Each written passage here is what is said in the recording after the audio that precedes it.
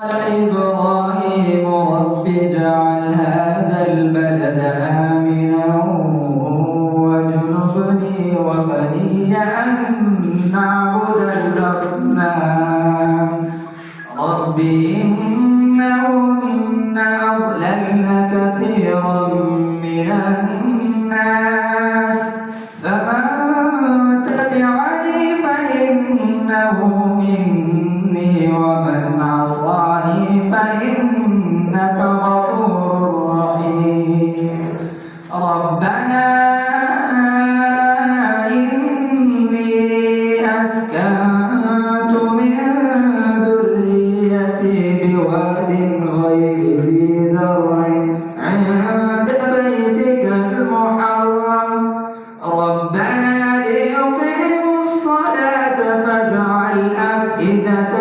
من الناس تهوي إليهم وارزقهم من الثمرات لعلهم يشكرون ربنا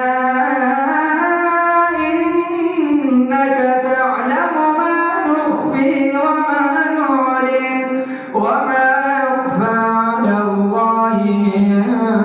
شيء في الأرض ولا في السماء الحمد لله الذي وهب لي على الكبر إسماعيل وإسحاق إن ربي لسميع الدعاء رب اجعلني مقيم الصلاة ومن ذريتي ربنا وتقبل دعاء ربنا اغفر لي ولوالدي وللمؤمنين يوم يقوم الحساب صدق الله العظيم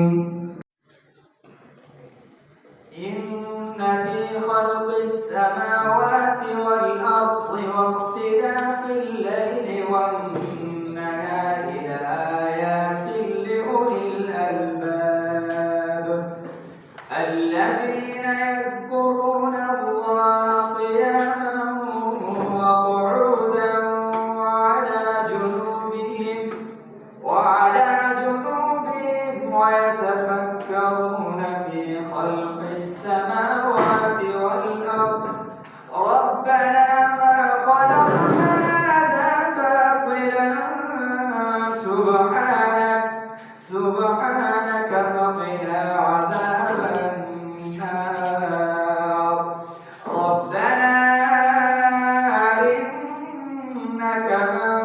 تدخل النار فقد أخزيته وما للظالمين من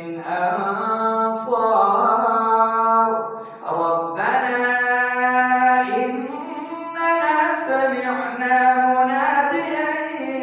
ينادي للإيمان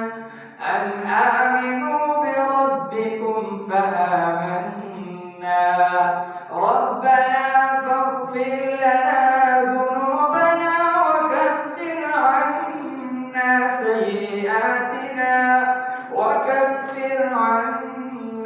سيئاتنا وتوفنا مع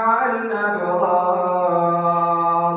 ربنا وآتنا ما وعدتنا على رسلك ولا تخزنا يوم القيامة إنك لا تخلف الميعاد